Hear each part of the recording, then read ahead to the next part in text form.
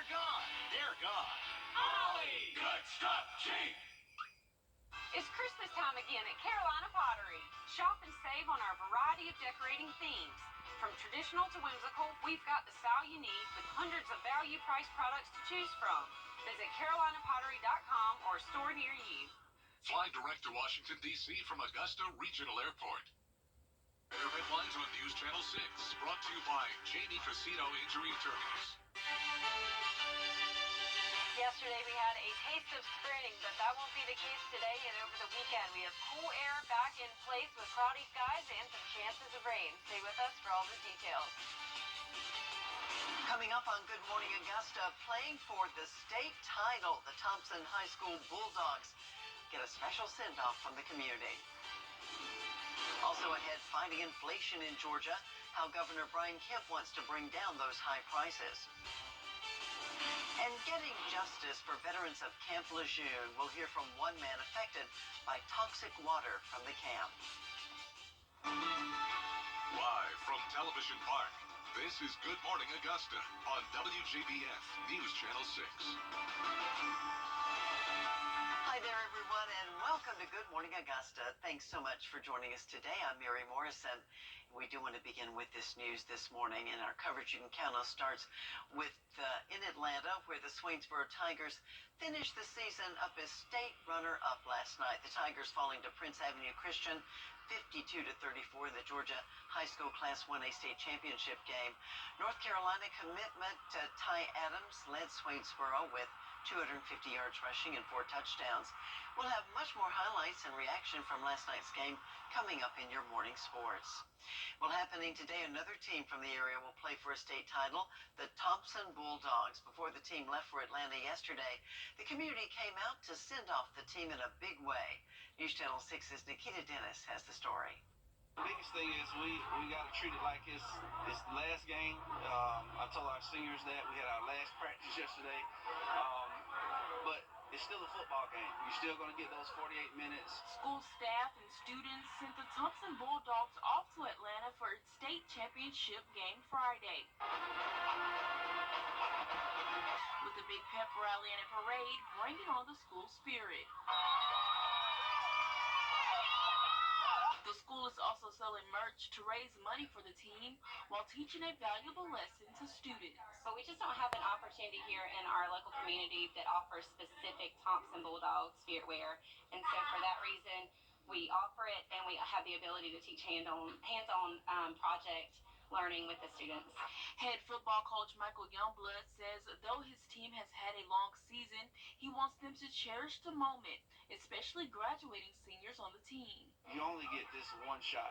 You know, you're a senior, you get a chance to close out your chapter of football in high school, and what better way to go out as a state champ? So we got to go ahead and we got to lock in and take care of business. Former Bulldogs were on hand too, adding to the school spirit. I'm a number one fan, always class of 91, but we gonna bring this for the young people, yes! Number one, woo! In McDuffie County, Nikita Dennis, WJBF, News Channel 6. And the Bulldogs will face off against Fitzgerald at noon in Atlanta. News Channel 6 will have a crew there, and we'll have some highlights coming up today on News Channel 6 at 4. Georgia Governor Brian Kemp would like to put more money back into your pocket. He says he is extending the state gas exemption, so that means Georgians will save 29 cents per gallon until January the 10th.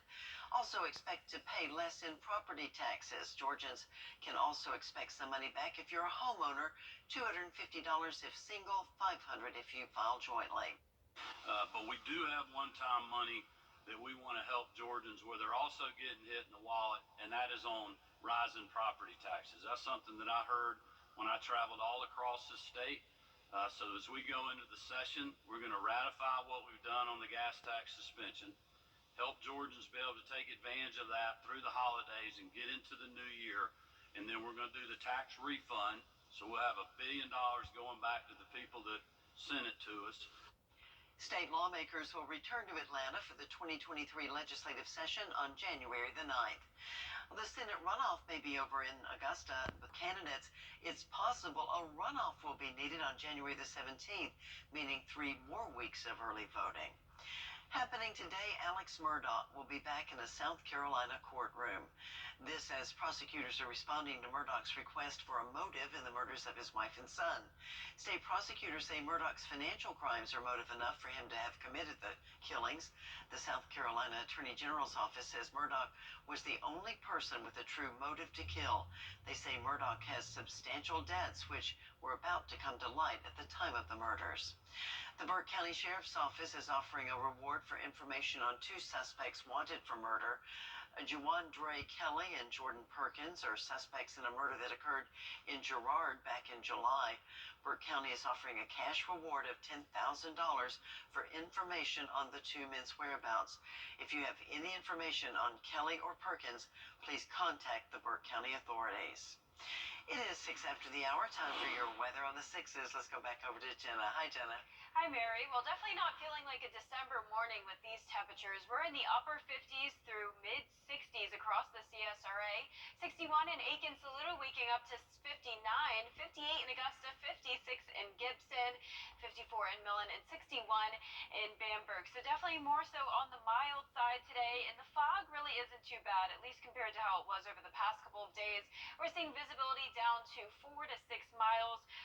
Perfect visibility being 10 miles, so not as bad as it could be, but definitely still a little bit present. Now, the winds are still blowing up to around 5 miles per hour in some spots, 8 in Waynesboro, 6 in Louisville, 5 in Barnwell, and that's helping to prevent a lot of that fog from forming since it brings in some drier air. But looking at our Terry Lambert Hyundai Skyview cam in Waynesboro, no rain at this time, but that will definitely change by the afternoon. You can see a few spotty showers to the northwest of the CSRA. We have a couple fronts nearby. This one is a backdoor cold front, and that's going to be setting up our weather pattern throughout the next couple of days, bringing us some cool and damp conditions, especially today with a pretty high chance of rain. But for your morning, you won't have to worry about that rain, just some fog and clouds. Temperatures will be in those upper 50s through low 60s, and really only top off today in the mid 60s. So much cooler than it was yesterday, and coming up, I'll have a look at your future cast for that rain coming our way. But back to you, Mary. All right. Thank you, Jenna. We'll see you in just a few minutes. You know, many town hall meetings are being held throughout the country. Just a few minutes. You know, many town hall meetings are being held throughout the country, including right here in the two-state for Camp Lejeune toxic water survivors. Survivors and advocates are sharing their own experiences and offering advice on how to navigate the PACT Act at those forums. Signed into law back in August, the PACT Act provides military families justice after their loved ones say they were exposed to contaminated water at the Marine Corps in North Carolina. Veteran Jerry Insinger lost his daughter to cancer after she was exposed to the toxic water at Camp Lejeune. And since 1997, he's been fighting for justice for her and everyone else who's been impacted. And we go to areas where data shows us that a lot of the Camp Lejeune families moved to, so we try to come to them. And so the response has been good. There's tens and tens and tens and tens of thousands of these soldiers and their families that are potentially affected.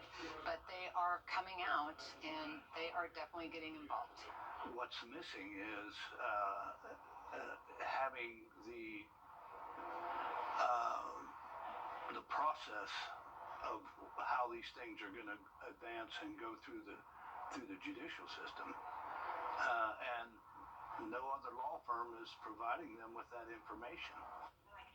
Now, consumer advocate Erin Brockovich helped win a $300 million settlement for victims of a separate case of groundwater contamination back in the 1990s. She is also participating in those town halls. Well, the U.S. military is one step closer to scrapping its COVID vaccination requirement. The House of Representatives passed a defense bill Thursday that would rescind the 2021 mandate. President Biden and Defense Secretary Lloyd Austin opposed lifting the requirement. Austin says the vaccine prevents outbreaks that sideline entire units. He said scrapping the mandate undermines the military's readiness and endangers national security. The bill now heads to the Senate, where it is expected to easily pass.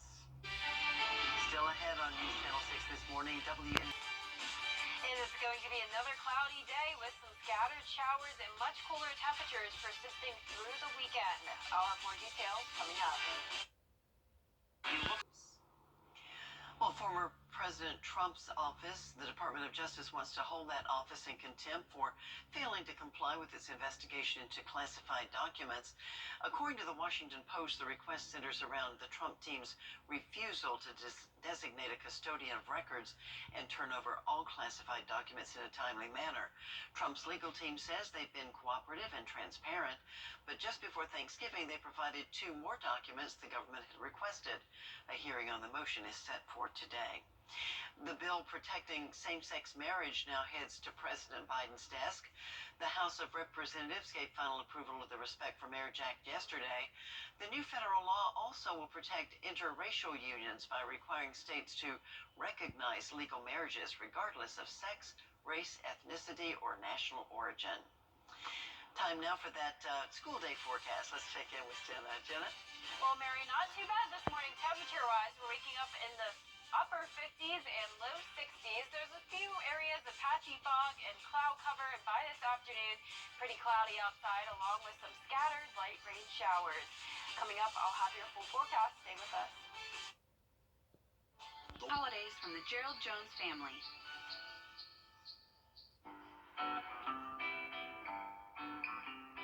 All the snow just melts away when I'm with you. Oh baby, baby, will you please give me a kiss? 'Cause today is the day I get to see what Santa left for me. It's holiday time at Davis Appliance Furniture.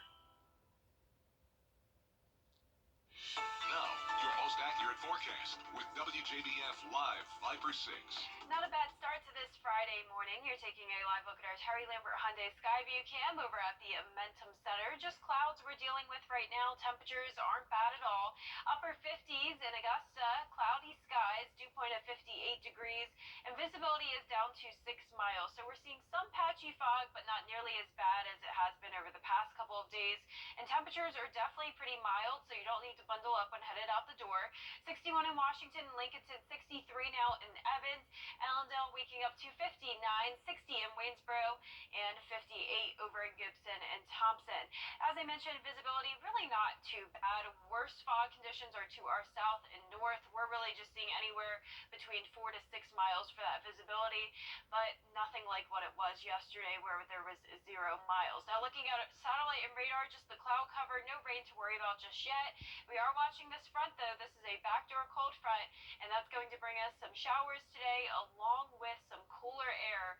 So another wedge setup is going to form over the mountains, impacting part of our area, keeping temperatures on the cooler side today and throughout the weekend. So for the Augusta Christmas parade tomorrow, at least you don't have to worry about any rain. Temperatures will be mild in those upper 50s through low 60s, definitely not as warm as they were yesterday. Now looking at those temperatures, only going into those mid 50s by 6 through 8 o'clock. Cloudy skies, winds will be pretty light though, and once again, no rain for Saturday, but we will see some rain today, and that'll help with our farmers forecast drought monitor. 40% chance of some scattered showers for your Friday.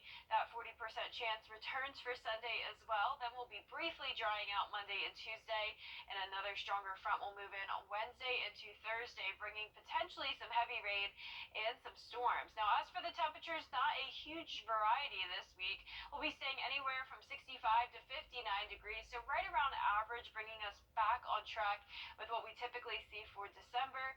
But unfortunately, it will be pretty cloudy with those cooler temperatures, like what we're seeing today.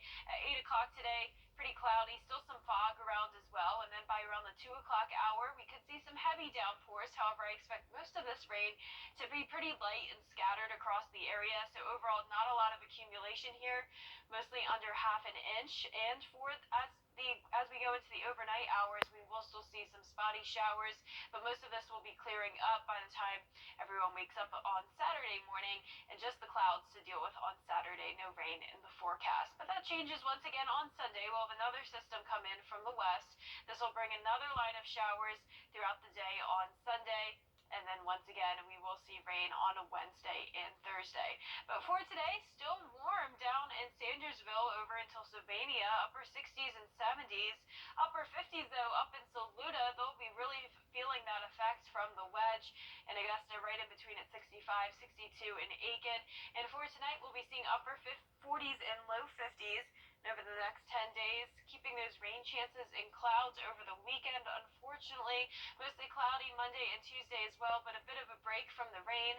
And then it comes right back on Wednesday, followed by a cool down by the end of next week, but at least we'll finally have some sunshine. Yeah, get ready to bring the coats back out again. Yes, we'll be seeing 30s, but it's about time. Yes, it is. Jenna, thank you. Coming up next, it is championship week for high school football in Georgia. We'll have a look back at last night's highlights. The Farmer's Biscuit, only at Hardee's. I'm News Channel 6 Sports Director Brendan Robertson here in Atlanta, and it wasn't the finish the Swainsboro Tigers were hoping for to their season, falling in the GHSA 1A Division I State Championship 52-34 to Prince Avenue Christian. But still a historic season for the Tigers. They finished with a 13-1 record, a region championship, and made it back here to the state championship for the first time since they won it in 2000. As for the game, North Carolina commit Ty Adams, the quarterback, putting the Tigers on his back, scored all 3 first-half touchdowns, and midway through the third quarter was averaging more than 10 yards per carry. But the Tigers spent much of the second half without both of their 1,000-yard rushers, DeMello Jones and Quinn Brown, both suffering leg cramps, and ultimately Swainsboro getting outscored 35-12 in the second half. Head coach Scott Roberts saying goodbye to his seniors, but extremely proud of what this team did not only for the program, but the community of Swainsboro. Up next, Friday at noon, the Thompson Bulldogs get their shot at a state championship in the 2A finals against Fitzgerald. We'll have coverage of that for you as well. In Atlanta, Brendan Robertson, WJBF, News Channel 6. Now, I know this might have some of you chatting around the water cooler this morning. Check it out. This might be the scariest elevator you've ever seen. It's known as the Paternoster Lift, and it's in the art building at the University of Sheffield in the UK. It moves people up and down, but unlike a traditional elevator, it passes through every floor but never stops. It moves slow enough for people to jump on and off, but basically they have to just hope for the best. I don't think so, Jenna. No way that's real. That is insane. It's crazy. And why? I don't know. Seems very dangerous. Well, for our commute day forecast this morning, it's going to be comfortable in the upper 50s through low 60s. Some patchy fog and cloudy skies. Overall dry, though, but then by this evening, roads will be wet as we have scattered showers move in and temperatures staying the same in those upper 50s. We'll be right back.